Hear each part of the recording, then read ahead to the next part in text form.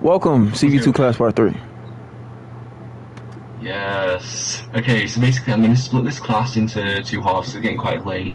And I don't want to do like a full kind of hour and a half, 2 hour session when I'm tired. But yeah, so basically what we're doing today is, well, last week we kind of did our health system, didn't we? And then we were learning skills like the variables, we were thinking ahead, kind of the logical sequences behind it, like things happening. Like play joined events, things like that, establishing logic. So basically what we're going to do today is we're going to do mod menus and admin panels, because I think that's a good place to kind of pick up from. So basically what I've done is I've split the mod menu into 3 different sections. So this first section is the activation, and that's how we'll activate our mod menu.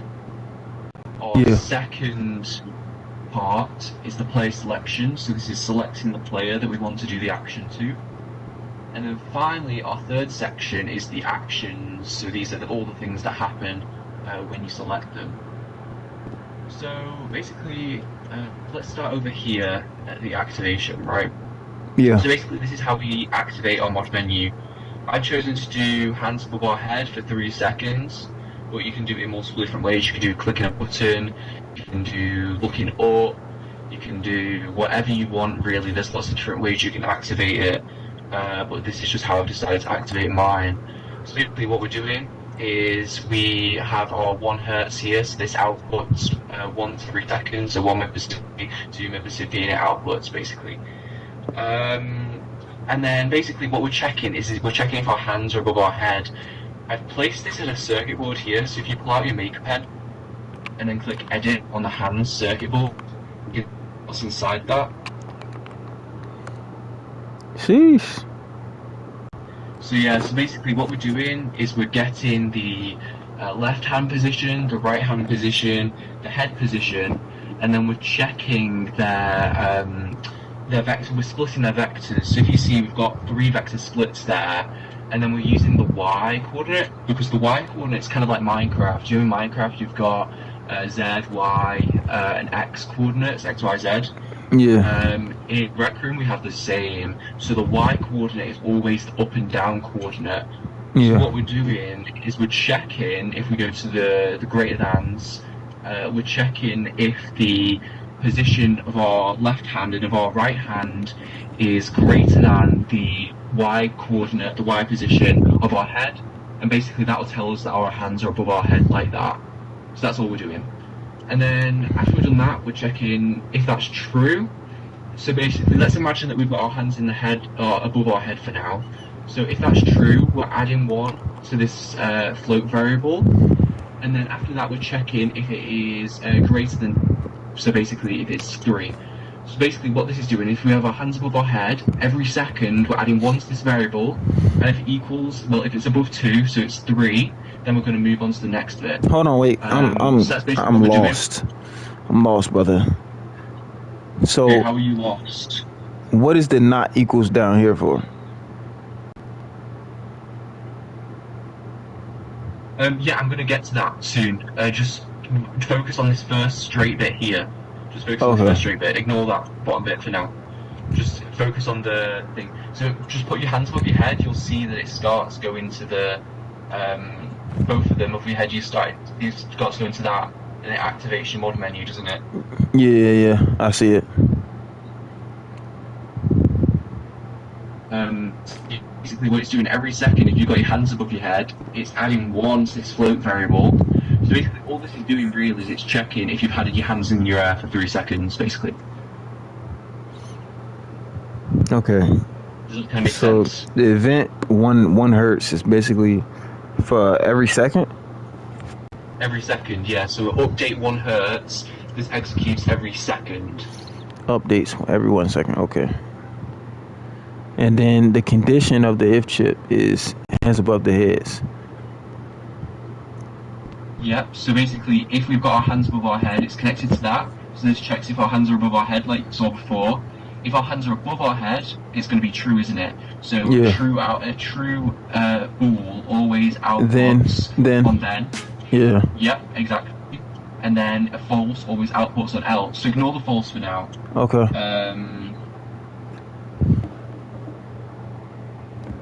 So what kind of variable is this right here? What kind of variable is this? A float variable? Yes, this is a float variable, yeah. You can use an int variable here if you wanted to. Okay. So it checks the hand time and it adds a second. And if it's greater than 2, which is 3, then the results is this if chip right here. And then if that's true, then that goes, you get you a list create. You got the list right here of all players. Get all players, 2 string, and it gives you a prompt right here. So this for each. What is the for each again?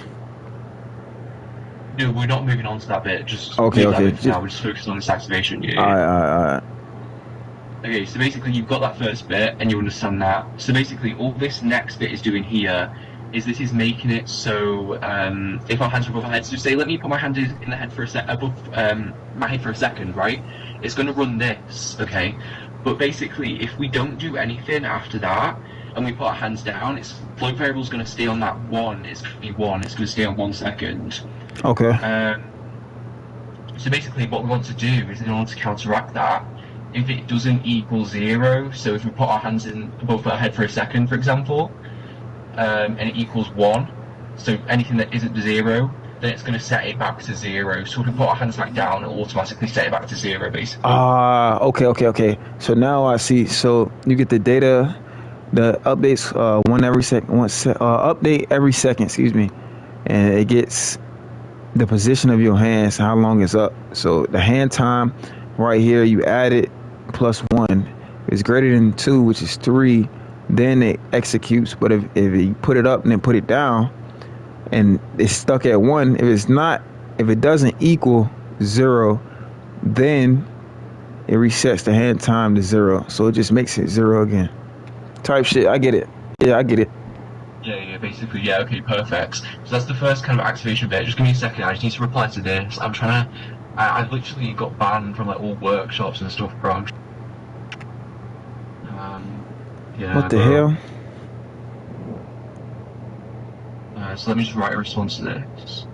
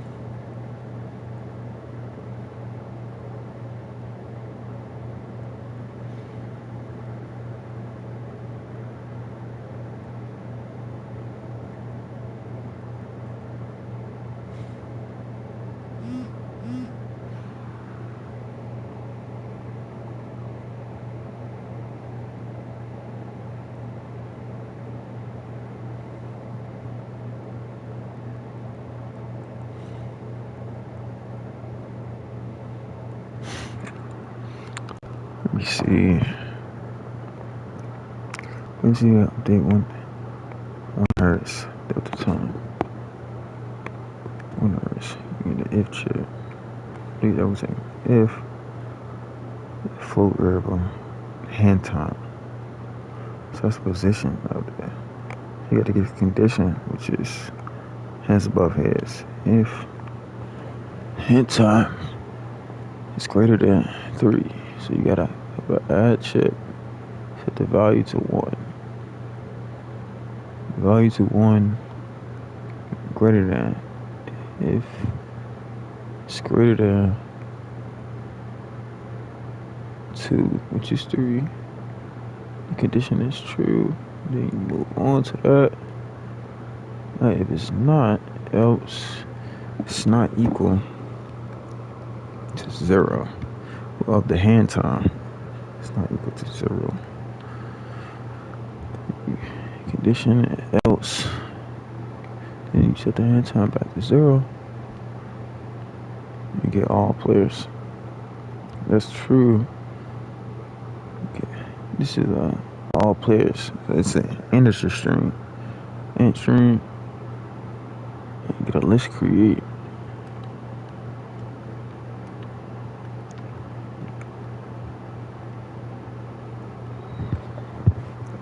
Let's create and a list add. All players. Let's add. The item target is all players. The item is the 2 string. No. Yeah, the item is the 2 string. Just a for each. All players. Item is get all players. That's when you get player prompt, multiple choice. String, admin panel, select your chosen player, and you get player by display name.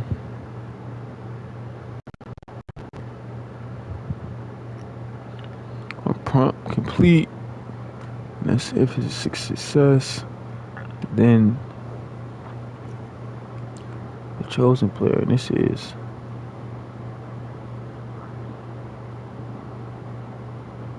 what kind of chip is this? An int player? Same damn long sweater. This must just be an int.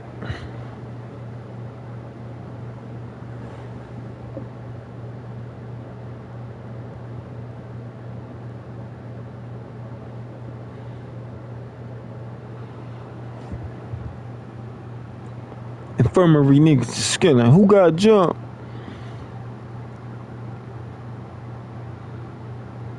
And then that's when you get the list create. So the answer choices is the list create. Teleport the player, teleport player to you. Give custom rank, send a message, mute and unmute. Local player obviously there. On success, you get an if chip. Execution energy switch. That's the response index. And that's when you do the number. Get position, set the position. And you change the targets and stuff. Okay. Custom rank. What do you want the rank? Hold on. Type what you want the rank to be below. Event sender, custom rank. Receiver, custom rank, player world UI. Set player world UI text value. Message. Player show subtitle. And then event definitions. And this is the mute role. Mute / unmute. And it mutes the chosen player. That's the event sender, then the event receiver. If player has the role, player remove role, player add role.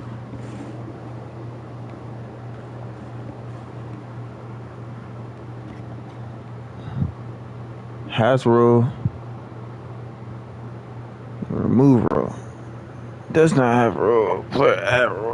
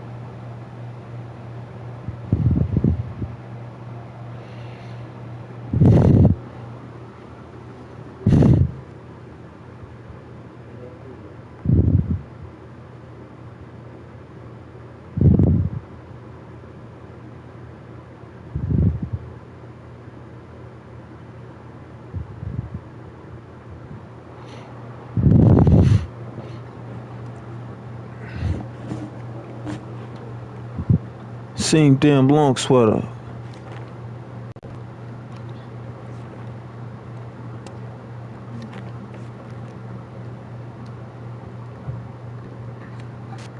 My bad for the fucking delay. Let me go over this again. Let me go over this. Okay, the event receiver player join. If player is local, you give them 100 health, and you set the HUD enabled and the HUD element value. So obviously it's enabled, turn it to true. The target is the game HUD element of both of these. Event receiver health changed. The primary bar, no. So now you need the event sender and create multiple of these, which is color, killer, and damage. This is the event definition board. So you need to play a definition board on what's gonna happen. So player, projectile hit player.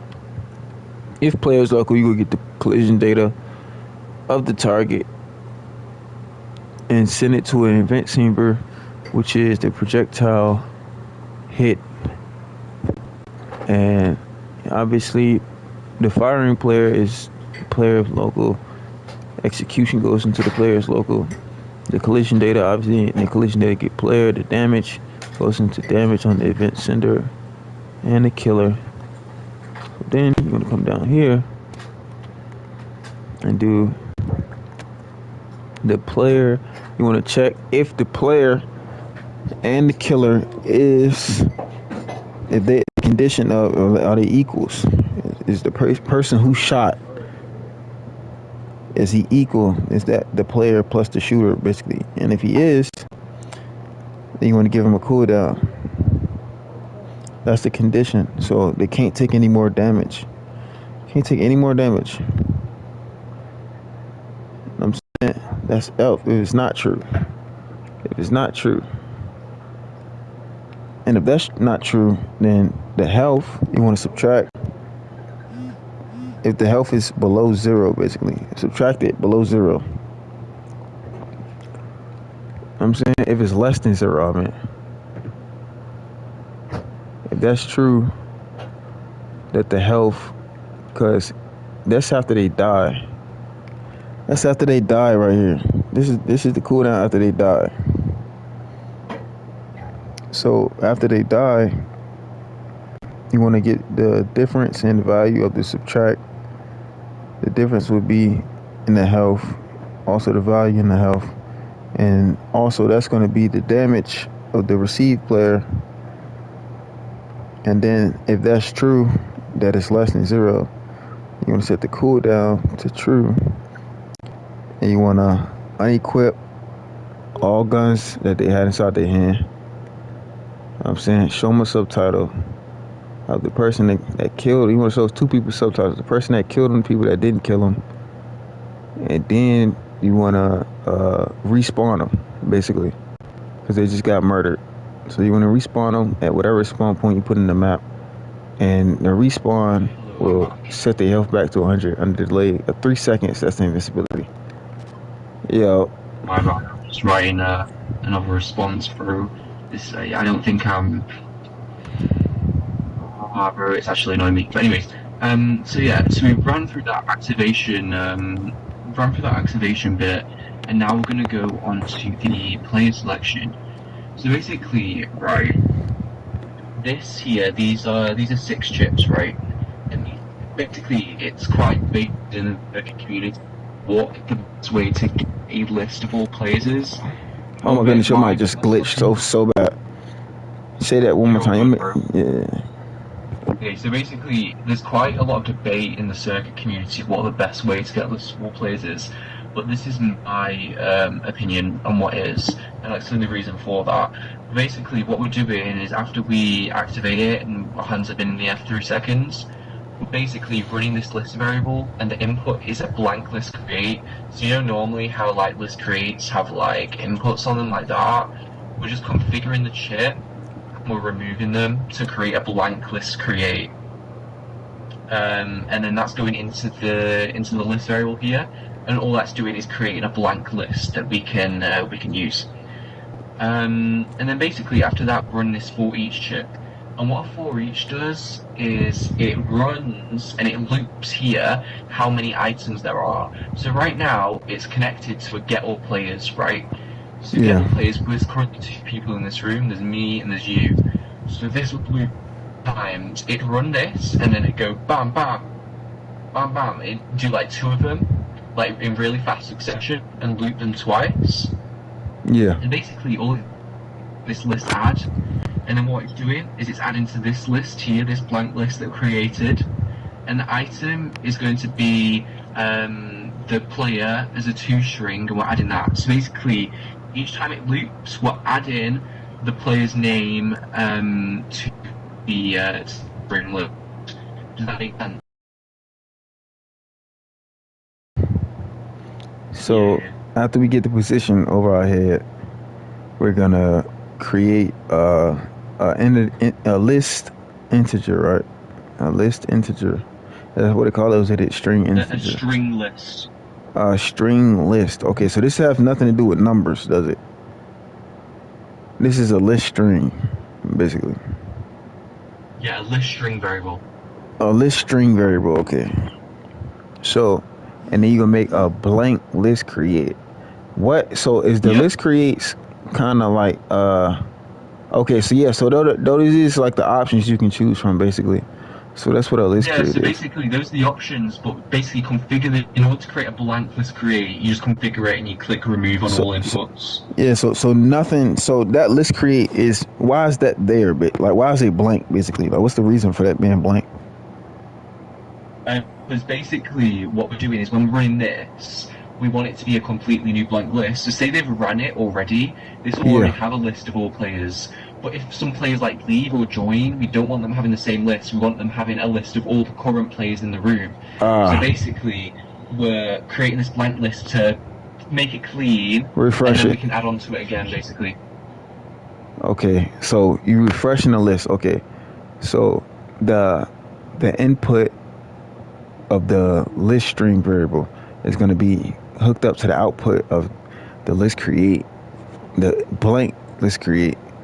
And for the for each is just gonna, like, the all players that's connected to the full get all players inside the room connected to the for each, and that's gonna run both of us because it's go loop the list add.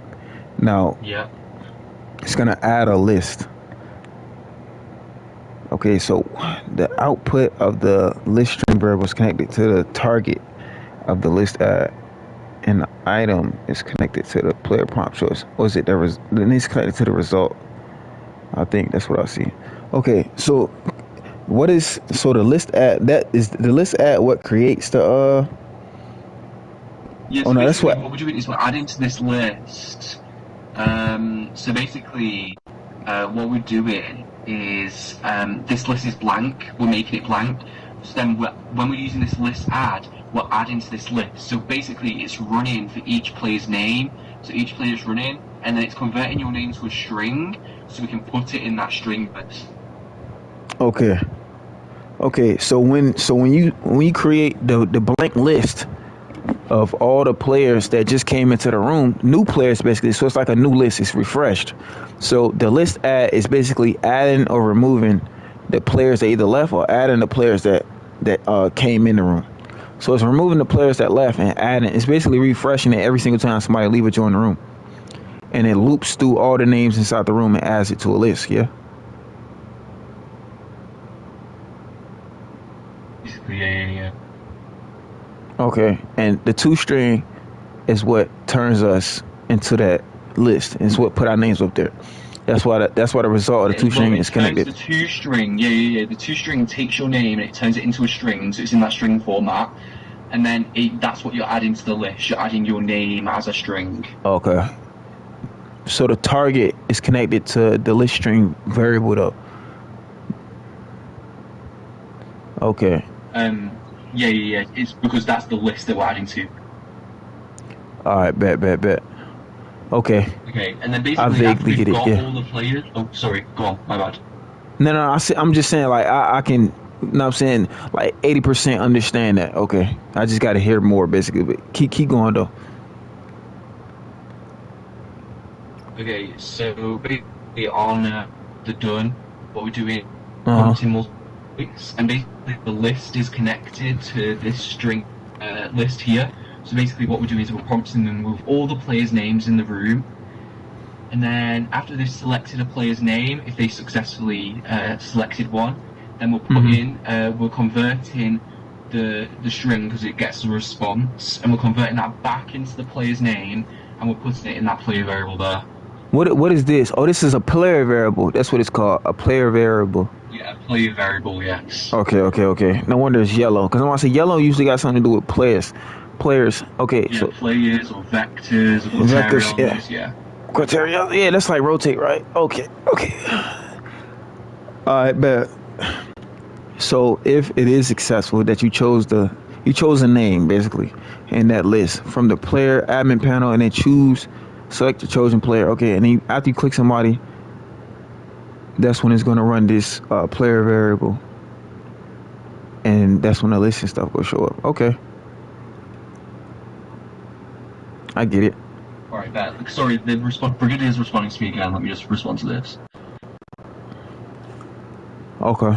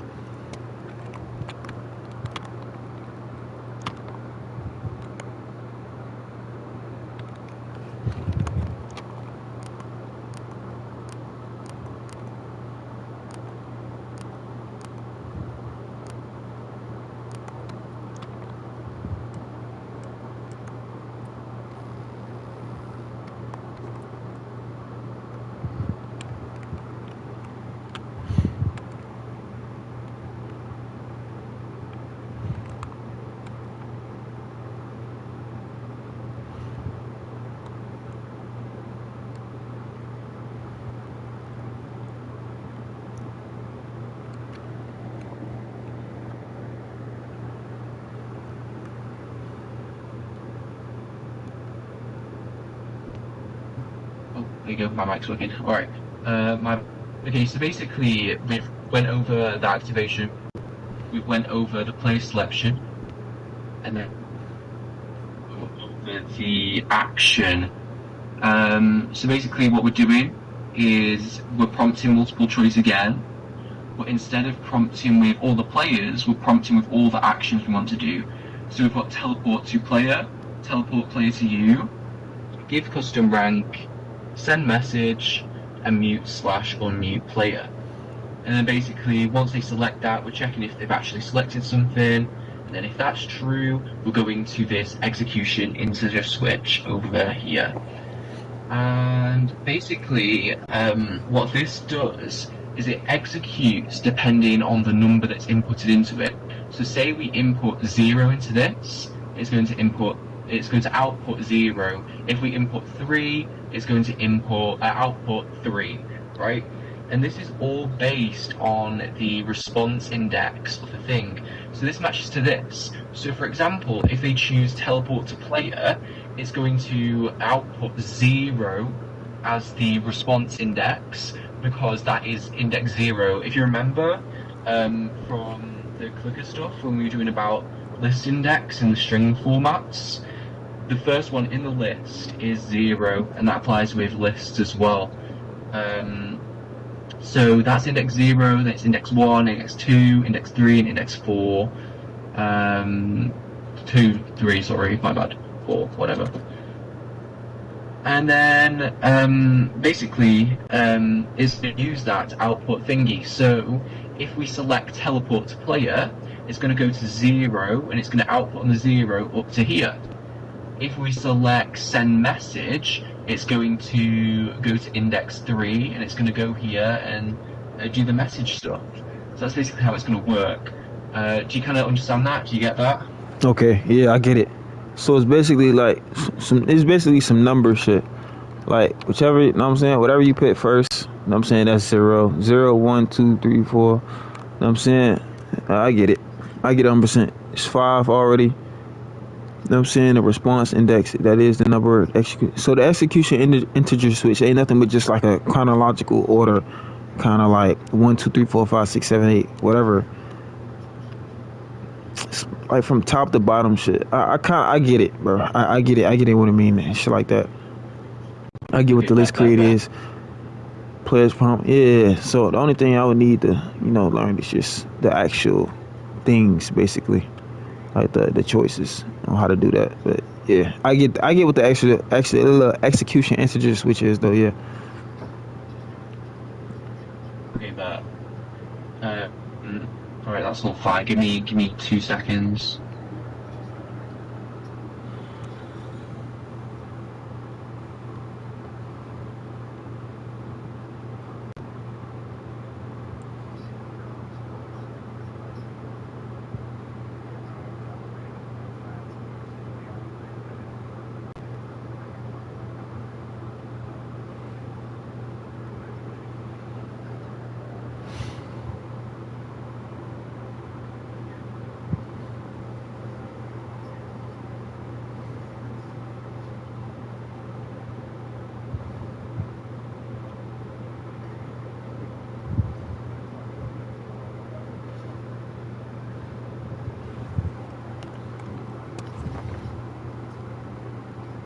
Alright, so yeah, and then basically it goes to each of the different options. So if I run through them quickly, basically what we're doing, this first one here is teleport to player. So what we want to do is we want to put the get local player into the target, because that's who we're setting the position to. Because the local player is always the one running the circuits, and as the person who activated it is the one running the circuits, and they're the local player. So you want to set the target as a local player, and then what we're doing is we're getting the position of the chosen player over here, and we're getting their position and then putting that into position. So basically it's going to set my position to your position, for example. And the next one is teleport player to you. So it's kind of a similar thing, but instead of doing the target as the local player, we're doing the target as the chosen player because we want to teleport them to you, and then we're getting the local player's position, which is your position, and then setting them to that. Does that kind of make sense? Okay, so let me just go over that again. So as far as the first one, which is teleport player to you, or is that teleport to player? What's that? Teleport player to you? Okay, so you get from get player at the top, you get the position of the person, the local player, which is the person that obviously opened up the menu, and then hold on, let me see. Yeah, the target. The target is the person that opened up the menu. To get the position, you set the position of the player that. Hold on. I might be confusing myself right quick. Let me see something. Teleport to player. Okay, never mind. Okay, so the target is you. So that first one is target. Teleport to player. So the target of the set position is going to be you, the person that opened up the menu. You want to get the position of the. What is this? You get the position of the person, which is you, because you sat in a position. So you will get the position of yourself, and the target of the get position is the chosen player, which you're trying to go to, and it's going to execute through the integer switch. So yeah, basically, I understand what this means. You basically just getting your own position, and you setting it to their position, basically. And same thing for this one. Yep. But this one is different. Yeah, exactly. Get local player. Around, isn't it? Yeah, you get in the position of the target, which is yourself, and the position, the target of the set position. You go set the position of that person, and the position that you setting is the get position, which is the target, which is you. So they basically come to you. Perfect. Yeah, exactly. Perfect. Oh, okay. Yeah, I get it. Awesome. Okay. And the next one after that, it's custom rank. Mm-hmm. Okay, so what we're doing is we're prompting text. So basically, just typing in, and it'll prompt the menu to type in the rank. And what we're doing after that is we're doing this event sender here. And basically, we created our event definition over here. In the event definition, we've added a custom. We've called it custom rank. And we've added a string rank property to it so that we can input that into the event. So what we're doing is we've configured the event sender and we've selected player in order to get the target player port. And then we're inputting the rank that they submit into the event sender so we can send it over here. So basically, when they type in the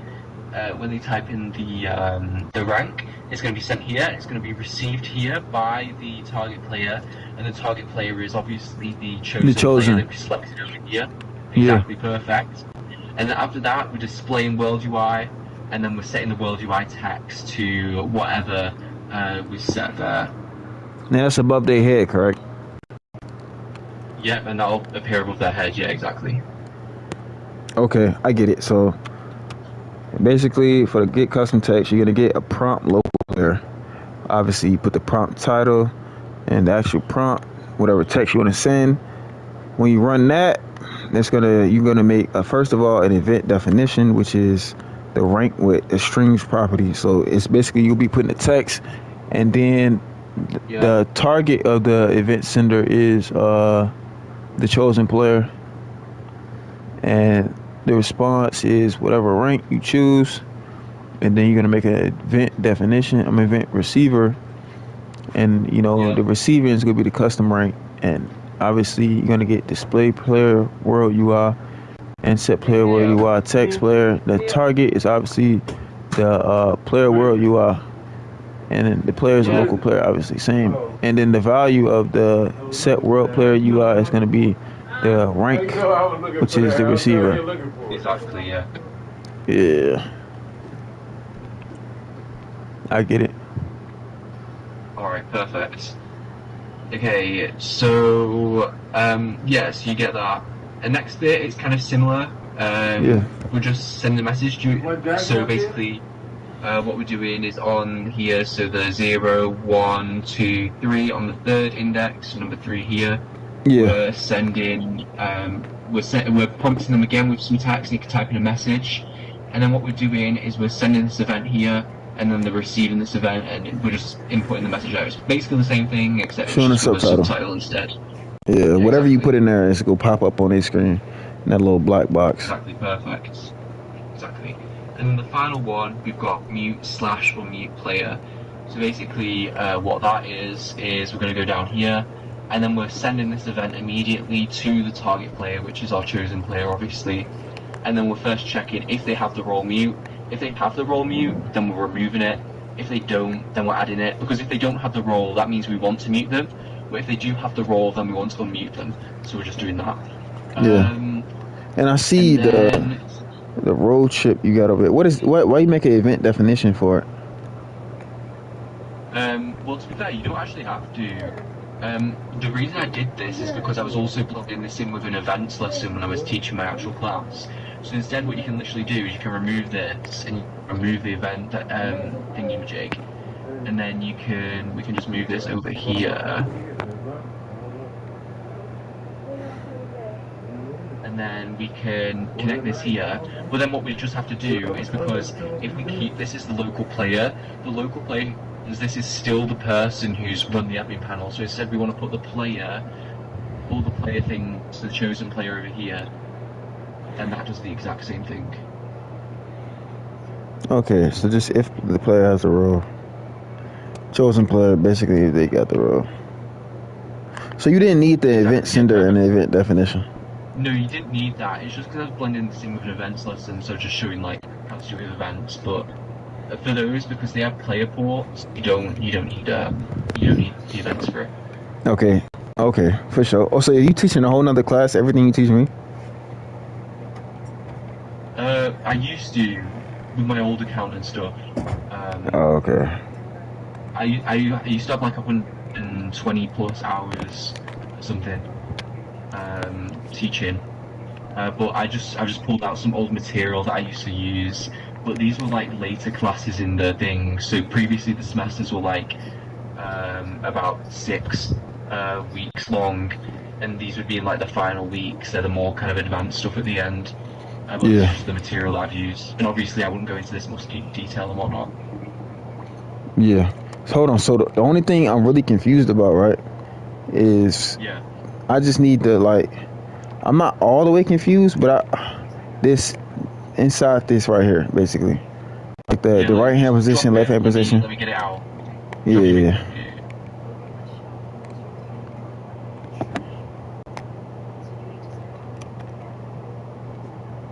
Yeah, it's just basically that. Just up here. So basically, this is a bit more complex, kind of vector math. But basically, all we're doing here, right, is we're getting the player's right hand position. Yeah. And basically, in a position, this is a vector 3, right? And a vector 3 is made up of x, y, and z coordinates, right? Yeah. And basically, with a vector 3 split, what we're doing is we're splitting that vector into its 3 coordinates. So we're splitting the right-hand position into its 3 coordinates, the left-hand position into its 3 coordinates, and the head position into its 3 coordinates. Yeah. And then basically what we're doing is we've got that's the right hand. We've got the y coordinate of the right hand, because y is the up and down one. Yeah. Just like in Minecraft. And we're checking if that y coordinate of the right hand is greater than the y coordinate of the head. So that means that our right hand is above our head, right? And then we're doing the exact same thing for the left hand. So we're splitting the left hand up, getting the y, checking if that y coordinate is greater than the y coordinate of the head. Yeah. So that means that our left hand is higher than our head. And then basically we're just putting both of those into the AND chip to make sure that they're both true, and then inputting that here, basically, yeah. Okay, I get it. So basically, that's why both of the B's in the greater than is hooked up to the Y of the vector split on the head. You just checking to see if the Y, which is the A, is bigger than the B, which is the head. So if both of these is higher, okay, I get it then. Yeah, I get it now. And the AND chips, it's 2 ANDs. Why does it say double AND for? Oh, never mind, because it's 2. Is it because it's 2 inputs? That's why it's double AND? So basically it's an AND because basically what an AND chip does is it only outputs true if every single one of these is true. So you can actually add more to it as well. So you can like add more to it like there, and basically Okay. it'll only output true if all of these are true. So basically that means if our left hand and our right hand is in the air, then it'll show us true. But if only one hand is in the air, it will show us false because all those aren't true.